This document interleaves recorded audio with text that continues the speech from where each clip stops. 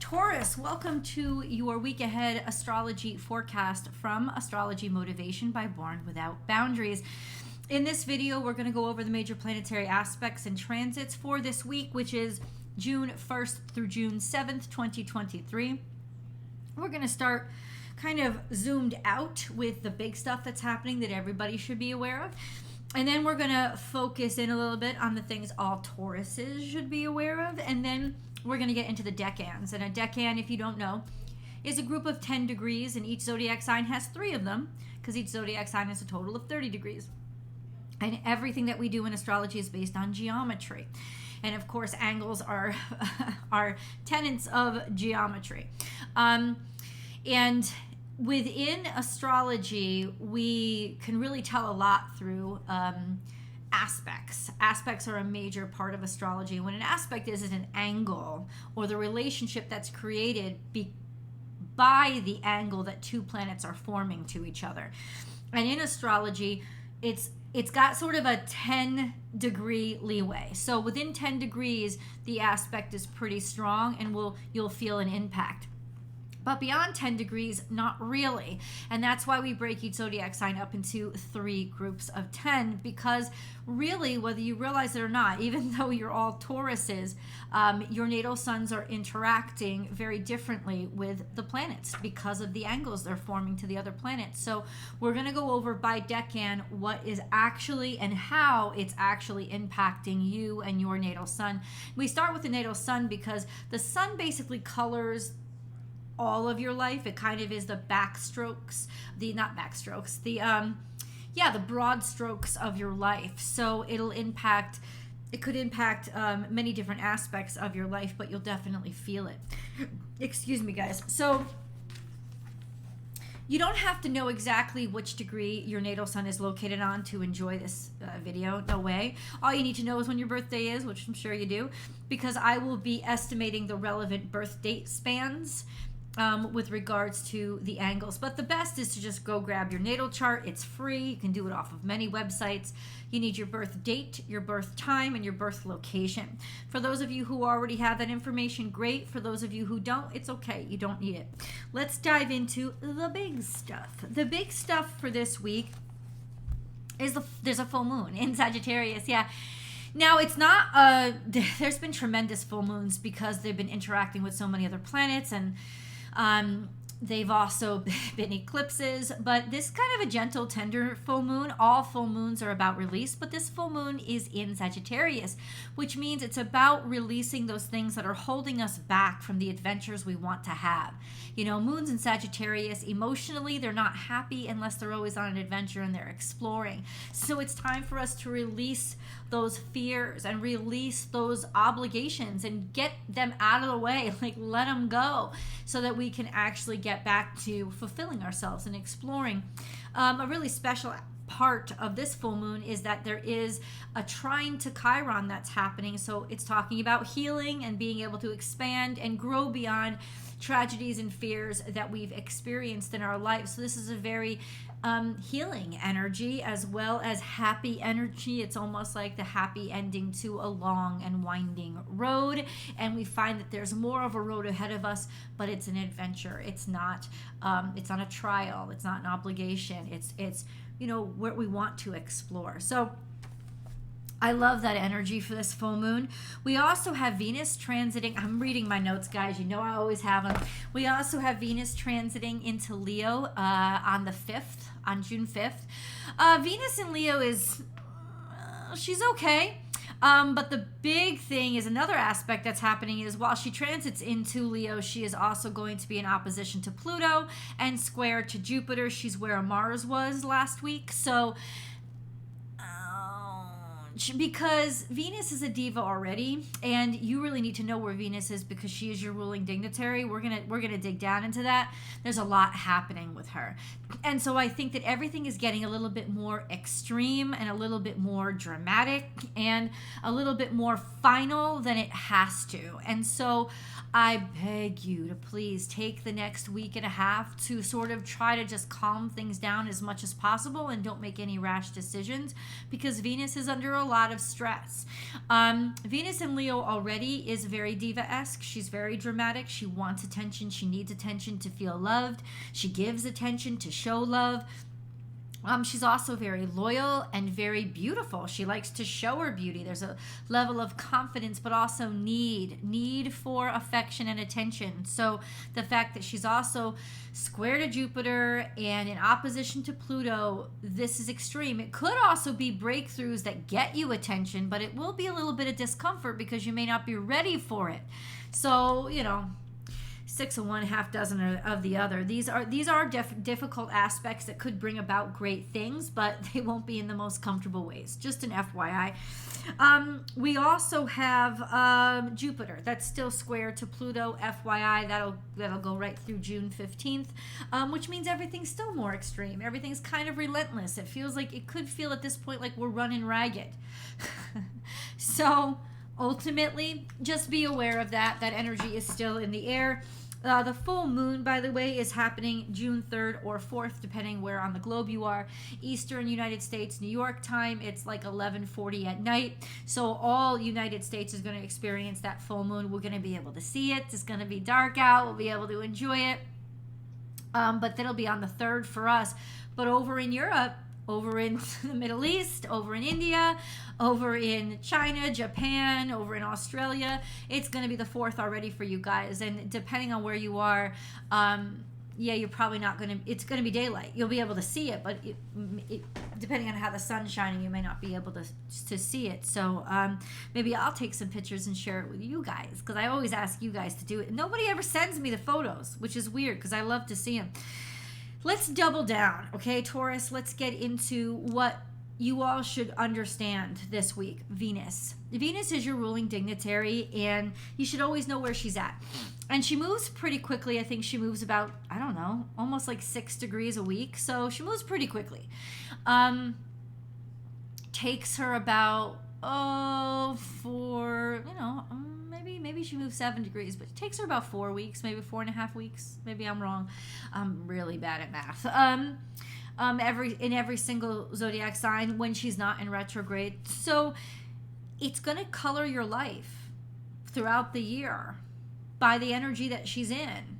And with Leo, this is a very high energy and high demanding kind of energy. So you could feel like you empty quickly right now. It's also in a natural square to you. So when your ruling dignitary is in a sign where it's a natural square to your sign, it could be very difficult energy. And the fact that she this week and into next week is going to be opposite Pluto and square to Jupiter. Ouch. She's also square to the nodes now, which is a karmic checkpoint, a sense of how far have I come and have I come far enough, and what do I want and how do I get to my future. And then she's also trying to Neptune where she is. So trying to Neptune could also lead to a lot of fantasy and fantastical thinking, like being really, really happy in your head and maybe falling back on a little bit of escapism. It's great for composing. This is very artistic energy.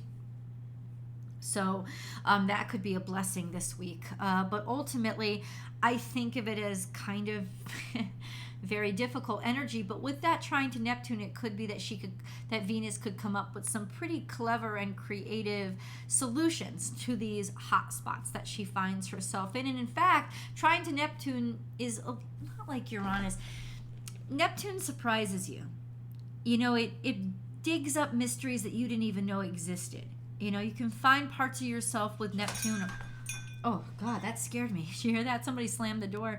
Find a level of faith that you never knew you had. So it could be getting in touch with your sense of spirit, your sense of psyche, your sense of spirituality and faith.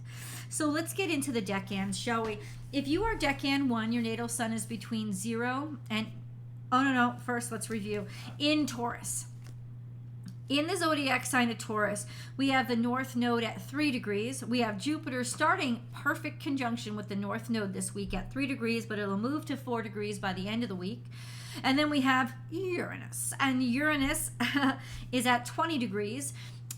Taurus, and then Mercury is going to move between 16 and 24 degrees. You see how fast Mercury moves? That's like moving 8 degrees a week.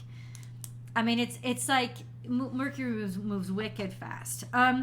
So there's a lot of movement going on in Taurus. There's a lot of energy still in Taurus. And you'll see that all of your natal suns are conjunct something at one point or another. So Taurus ones, if your natal sun is between 0 and 9 degrees Taurus, that means your birthday is probably April Tauruses. So like April, say 22nd through the 31st, like the last 10 days of April. This would be you guys, definitely Aries cusps, 100%. Your natal suns are conjunct the North Node and conjunct Jupiter. This is pretty tough energy, to be honest with you. You want to expand, you want to grow, and you can't do it fast enough.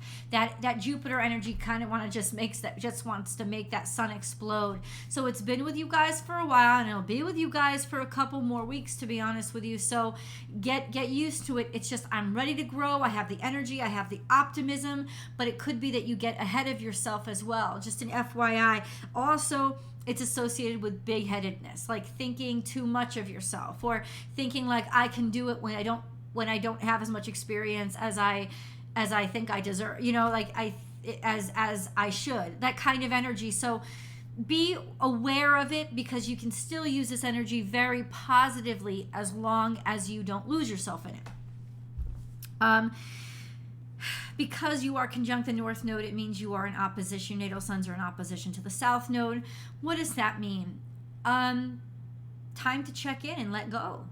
A sense of comfort and where has what I've been through set me up for where I'm going.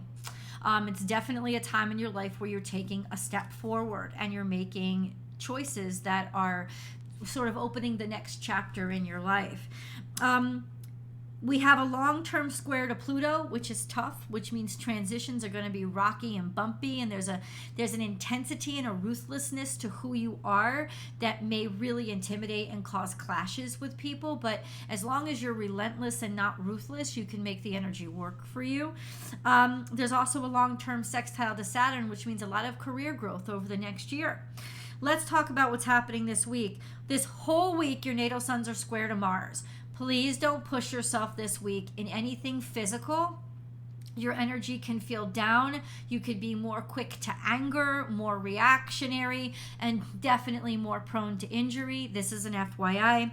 We also, by the 5th, and this is especially for the cusps, the Aries cusps, you guys, your natal suns are going to be square to Venus. So just be wary of that as well. This sense of arguing can ensue at this point, especially for you guys who are on that cusp. There's a sense of dissonance when it comes to how you value yourself, how you value others, how you feel others value you, desiring people who don't desire you, making poor financial decisions, or having just challenges that come up that can sort of drag your ass behind. So just be aware of that energy.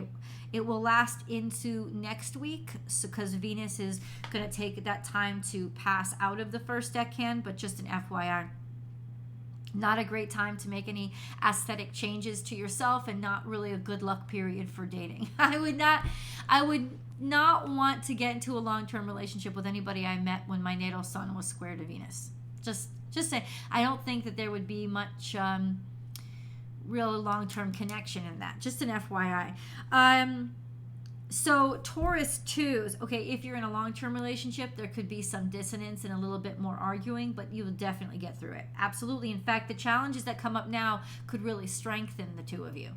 But then again, Venus is opposite Pluto, so things can be blown out of proportion and taken to an extreme. And unlike most squares to Venus, it might actually cause bigger problems than it should. Just an FYI. So we have 2, right? We have Taurus 2s. Taurus 2s. Your natal suns are somewhere between 10 and 19 degrees Taurus. What that translates to for birth dates is basically the first week in May, week and a half. Definitely maybe, I don't know, does April have 31 days? No, maybe May 1st through the 10th. That would be you guys. Your natal suns are going to be conjunct Mercury through the 4th. Now, if your natal suns are closer to, say, the 10th of the month, all week long, it will be conjunct to Mercury. But Mercury moves into the third decan of Taurus by the end of the week. I mean, yeah, by the third decan of Taurus, but you guys will still be feeling it, right? Because it's not just I'm set in this decan. It's what's within 5 or 10 degrees of your natal sun. So you guys at the very end will feel it all week long. In the very beginning, so if you're like, say, May 1st, you won't feel it by the end of the week. It's a conjunction to Mercury, which is bright and bold. And since Mercury is also picking up energy from Uranus, I can tell you right now, there's just like genius level breakthroughs. You're almost going to surprise yourself. Almost going to surprise yourself. There could also be a lot going on with tech in your life right now. Definitely a great time for like taking tests and really being focused and communicating yourself very well, interviewing, applying, writing things down, anything like that. Great time to do it. You also are going to be quincunx to the full moon in Sagittarius. What does that mean? Agitation. A little bit of agitation. And it could just be a good thing that frustrates you to make you want to pop and push forward, but ultimately expect it to be a wee bit more emotional than it may be for other people. Okay, Taurus 3s. Taurus 3s. Your natal suns are somewhere between 20 and 29 degrees Taurus. Your birth dates are basically the last 10 days of Taurus, so somewhere between the 11th and the 21st of May. Your natal suns are going to be conjunct to the Mercury-Uranus conjunction on the 4th, so this is major energy. Like breakthrough revelations, like telltale shit. This is like, wow, exposure. Like super, super, super brilliant. I would love to give a presentation or present myself or communicate something on this day. And this could be a great time for like tech breakthroughs as well for you. So this is just kind of brilliant and surprisingly brilliant energy. Big old blessing. You're going to be conjunct, if you are early in Taurus 3, you're going to be conjunct to Mercury by the 3rd. Yeah, but ultimately Mercury is going to skim all of you guys eventually. You have a long-term trine to Pluto, which means only at the cusp. So this is Taurus Gemini cusp. So there's a long-term trine to Pluto, which means to me that's the metamorphosis time. That's like breaking through the cocoon when you get your wings. So there will be some transformative energies for you guys, especially at the Gemini cusp, where things will never be the same for you again, and you'll never want them to be the same. This is definitely things that are designed to change you permanently and make you into something that you never were before, because you're never going to be that same person again. And it could be a beautiful experience with a trine. Absolutely beautiful, like more peaceful and tranquil, and you'll be good with it. But expect that powerful change over the next couple of years. We have also a long-term sextile to Neptune, which is all about creative opportunities and finding creative expression in yourself and finding a way to really optimize and open up opportunities through your creative freedom, through following in faith, psychic energy, trusting that intuition, all of those things you're going to discover about yourself over the next couple of years. This week you are trine to Venus. If you're at the cusp of Taurus and Gemini, it'll basically be all week for you. You'll be sextile to Venus all week. But if you are, but all the rest of you, by the 5th, you will be sextile to Venus. And so, what does that mean? Well, normally it would be beautiful energy if Venus wasn't in such a compromised position this week. It generally means wow, just beautiful opportunities opening up. Grace, holding yourself with dignity, really appealing to people. Great time to date. Great time to get extra romantic. Great time to make some money-making decisions. Opportunities just opening up in terms of people. You're like the high ticket price. You're high value and you're looking good and you're feeling good.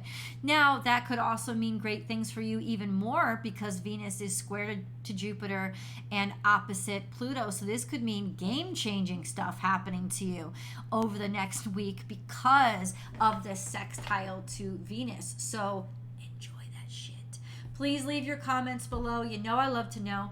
Remember to subscribe to this channel before you log off. Give this video a like, a thumbs up, and come on over to Born Without Boundaries Tarot where I have your week ahead tarot card reading for you. I love you guys, and I'll see you next week.